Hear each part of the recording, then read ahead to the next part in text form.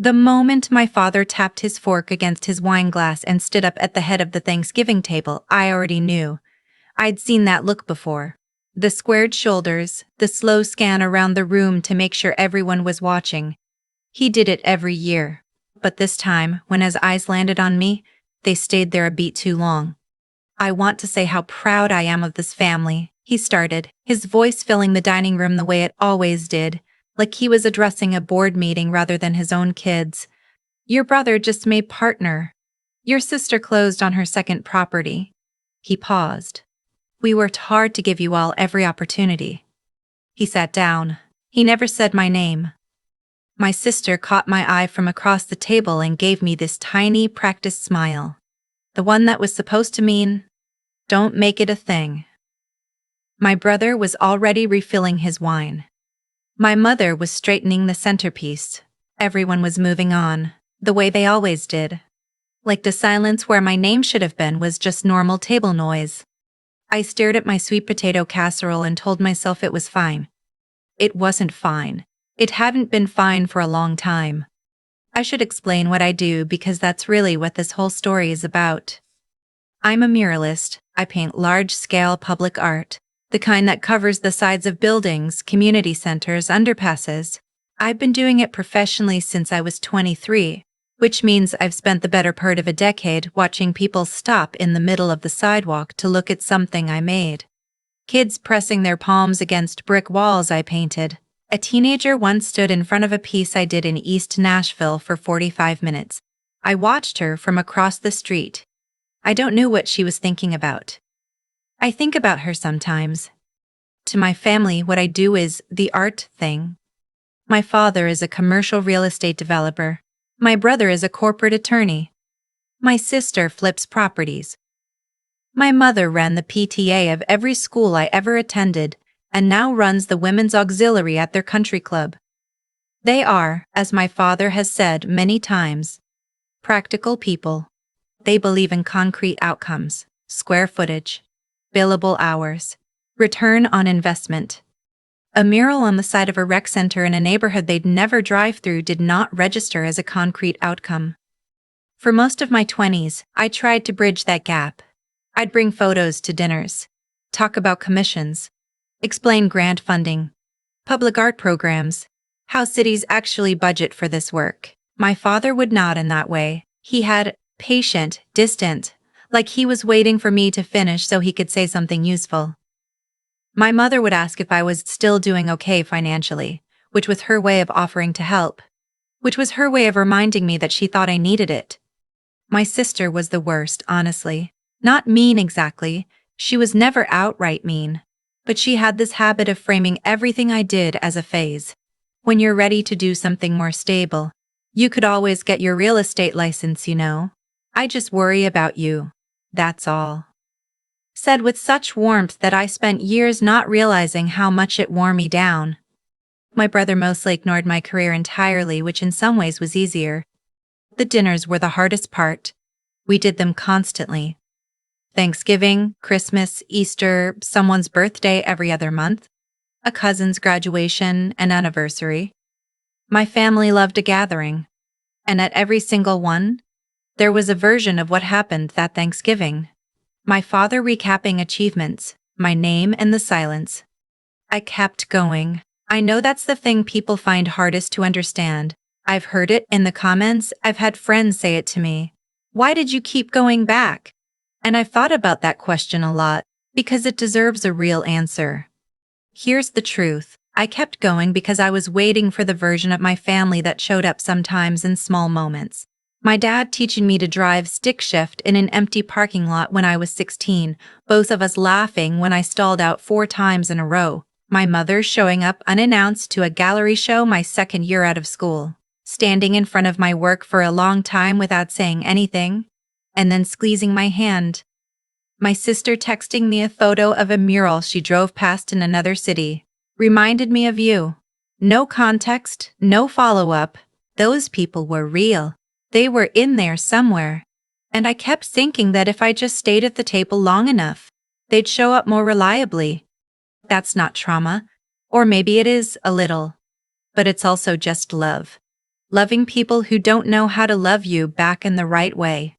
Hoping they'll figure it out. They didn't figure it out, not for a long time. The breaking point didn't happen at Thanksgiving, it happened 4 months later at my sister's birthday dinner. She'd turned 35 and wanted something intimate, which meant a private room at a restaurant downtown, 12 people, the kind of place where the menu has no prices. My parents paid. They always paid.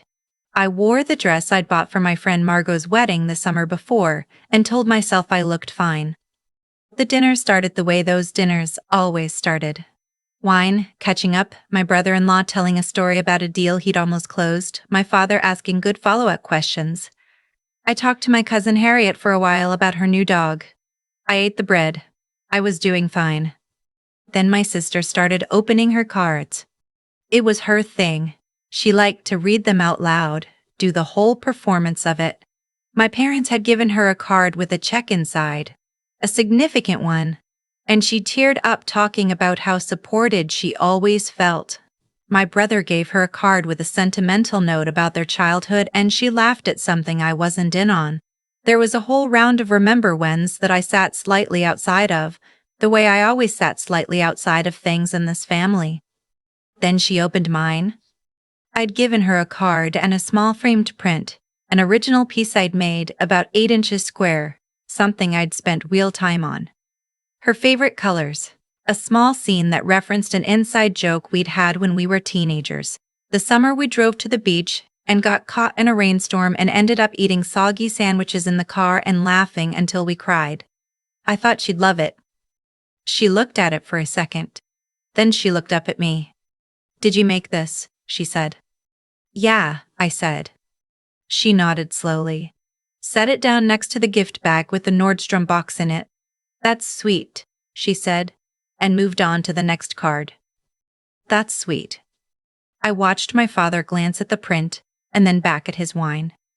My mother didn't look at it at all. Something shifted in me at that exact moment. Not anger exactly. Something quieter and more final than anger. Like a door closing. I made it through dessert. I hugged my sister goodbye. I waited until I was in my car, alone in the parking garage, before I let myself feel the full weight of it. I sat there for probably 20 minutes. Then I drove home and called my best friend, Ren. Ren is the kind of person who listens without interrupting, which is rare and which I've always needed. I told her everything. The card, the print, the table's reaction, the check my parents gave my sister, my father's toast. She listened to all of it. "Okay," she said when I was done. "So what do you want to do?" "I don't know," I said. "I think I'm done going to these things." "Okay," she said again. "That seems reasonable." It felt both enormous and anticlimactic, like I'd been holding a door shut for years and finally just let go. Here's what I didn't know that night in the parking garage. 3 months earlier, a nonprofit called the Hartwell Foundation had submitted a proposal on my behalf to the city's public art program. A woman named Dr. Elaine Osei, who ran their arts education division and had seen a piece I'd done on a community center wall 2 years prior, had been quietly building a case for a project she wanted me to lead. The project was called Found Here. 12 murals across 12 neighborhoods in the city, each one developed in collaboration with the community it was in. Young artists from local schools would work alongside me at each site. The idea was to document the process, create educational materials, eventually bring the model to other cities. It was the largest public art commission in the city's history. I found out on a Tuesday morning in March, when Dr. Osei called me herself.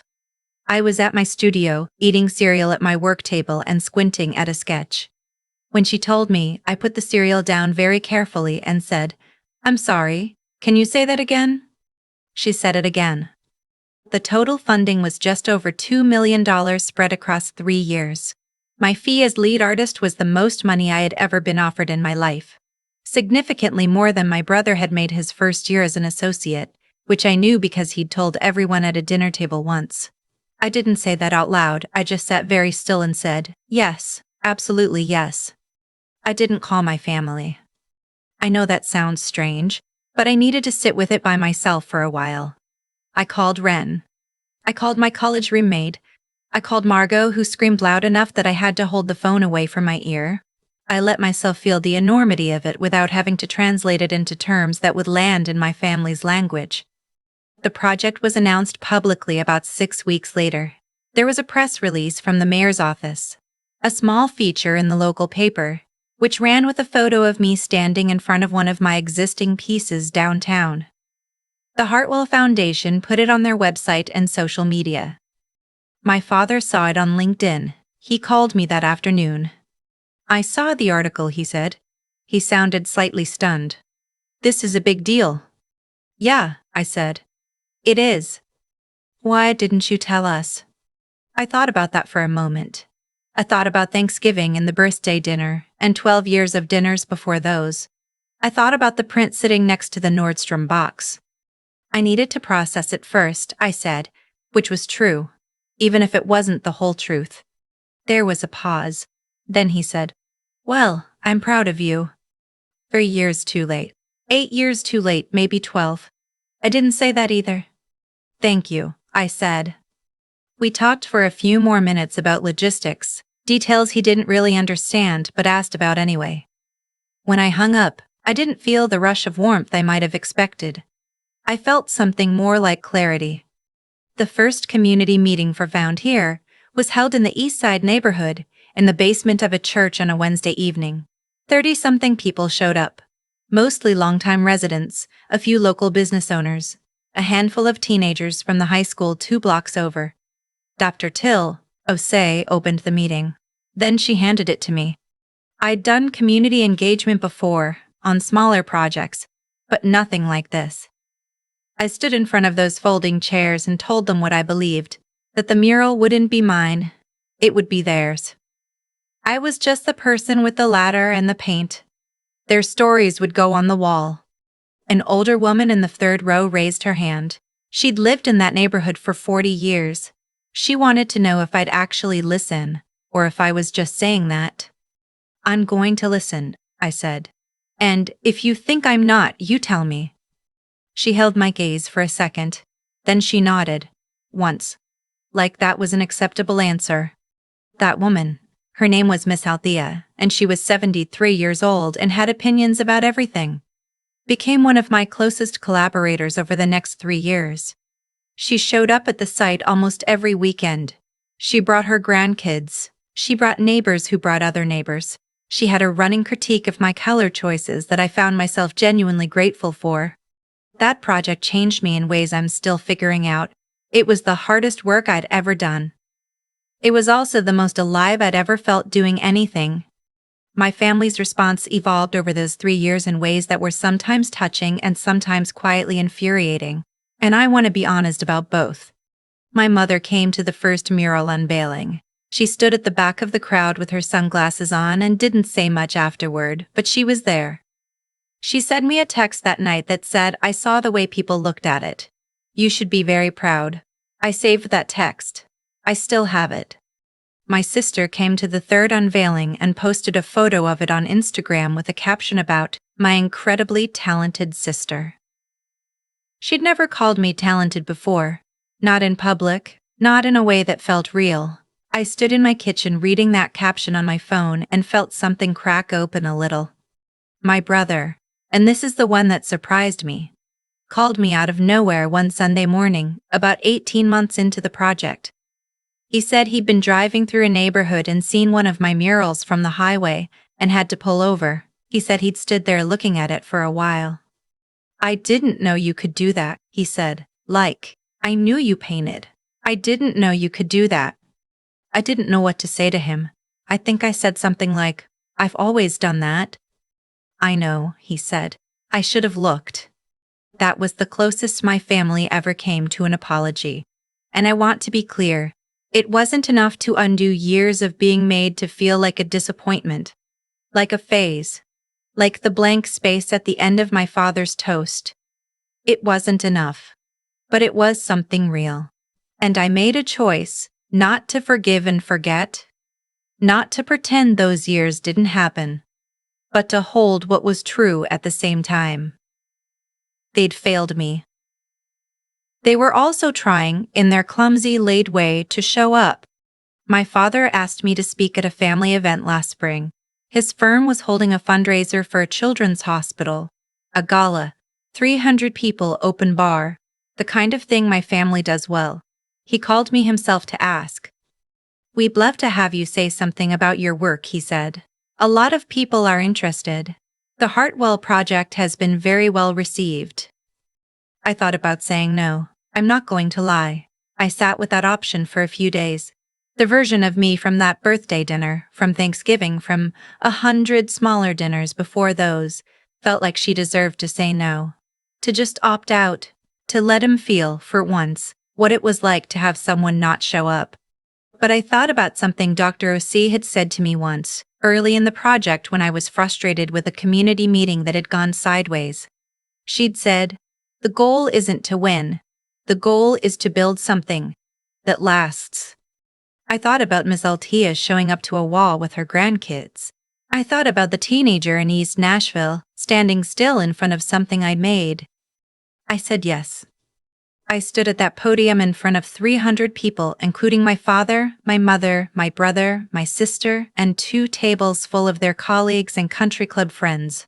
And I talked about Found Here, not in terms of funding or square footage or return on investment, but in terms of what it actually was.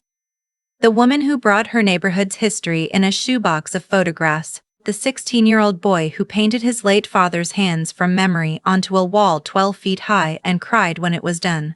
Miss Althea, who told me once that she'd walked past that wall every morning for 2 years and it made her feel like the neighborhood was speaking back. I talked for 15 minutes. The room was quiet in a way I hadn't expected. When I finished, my father started the applause. And then I watched him do something I had never seen him do before. He turned to the person next to him, a colleague, someone I didn't know, and said something. I was too far away to hear it, but the colleague nodded, and my father glanced up at me. And he looked proud in a way that wasn't performed for the room. It was quieter than that. More private. I don't know if it made up for everything. I don't think that's the right question anymore. After the event, my sister found me near the bar. She hugged me, which wasn't unusual. But then she held on for an extra second, which was, "I put that print up," she said, "in my office. I moved some things around and put it on the wall." "Yeah?" I said. "I look at it every day," she said. I didn't cry until I got to my car. And then I sat in the parking garage, different city, different garage, years later. And I let myself feel all of it. Not the vindication I thought I'd wanted because it wasn't quite that. Something more complicated. Grief for the years it took. Gratitude for the fact that we'd somehow arrived here anyway. The knowledge that I hadn't needed their approval to build the life I built. But that their arrival in it, late, imperfect, real, still meant something. The work is still there on those walls. It'll be there when I'm not. The neighborhood shows up to it. Miss Althea's grandkids know which wall their grandmother helped design. A piece of something real exists in the world because I didn't stop making things just because my family couldn't see what they were yet. That's what self-respect actually looks like, I think. Not the moment you walk out. Not the sharp comeback at the dinner table. It's the years and years of making anyway. Building anyway. Staying true to something the people you love can't yet name. And eventually, not always but sometimes they learn the name for it. Just later than you needed them to. There's a version of this story I used to tell myself where the point was the moment I stopped going to the dinners. Like that was the win. Like walking away was the whole lesson. It wasn't, that was just the beginning of it. What I've learned, slowly, and not always gracefully, is that the life you build in the quiet, when no one's applauding yet, is the thing that actually determines where you end up. I painted walls in neighborhoods my family had never driven through. I showed up to community meetings where nobody knew my last name or cared about my father's firm. I made things that had nothing to do with being recognized at a dinner table. And that consistency, that quiet refusal to stop doing the work just because the people closest to me couldn't see it, that's what eventually changed everything. Not a confrontation. Not a single sharp moment. Just years of showing up anyway. I think about Miss Althea a lot when I think about integrity. She was 73 years old and she came to that wall every weekend not because anyone told her to, but because she believed the neighborhood deserved to see itself reflected somewhere beautiful. She had no ego in it. She just knew what was right, and she did it. That's the kind of moral clarity I was still learning when I met her. She didn't talk about values. She just lived them. Visibly. In the cold and the heat. With her grandkids in tow. And Ren asking me, "What do you want to do?" when I was sitting in that parking garage, wrecked after my sister's birthday dinner. That question required me to actually think, not just react. It required a kind of self-knowledge I had to work for. Because the easy answer was anger. The real answer was harder. I wanted to build a life so grounded in what I actually believed that other people's blindness couldn't touch it. That took intelligence I didn't know I needed. Understanding the difference between what hurts and what matters. Recognizing that my family's inability to name what I did wasn't evidence that it had no name. And then there's the persistence of it. Years of making things when the feedback was silence or "that's sweet," or a glance back at the wine glass. Nobody hands you endurance. You find out you have it because you keep going, and then one day you look back and realize you kept going. Dr. Purrett. Osei saw something in a wall I painted 2 years before she ever called me. I had no idea she existed when I painted it. I just made it as well as I could and moved on to the next one. That's the whole formula as far as I can tell. My father started that applause at the gala. I didn't need him to. But I'm glad he did. Not because it validated me, but because it meant something. In him had shifted. And that shift came directly from watching what happens when someone refuses to shrink. He taught me, by accident and in reverse, that what you do in the years when no one's watching is exactly what defines you in the moment when everyone finally is. My sister hung my print on her office wall. She looks at it every day. I made it on a Tuesday night before a birthday dinner I was already dreading, because the memory in it was real, and she deserved to have it. That's the thing about doing good work with good intentions. It lands eventually, even if the timing is nothing like you hoped. I don't need the story to end with my family completely transformed. Real life isn't that clean. But I know who I am now, in a way I didn't when I was still waiting for them to tell me. That knowledge didn't come from any single dinner, any single comeback, any single yes or no. It came from 12 murals and a woman named Miss Althea and a best friend who asked me the right question at the right moment. It came from doing the work. That's where it always comes from.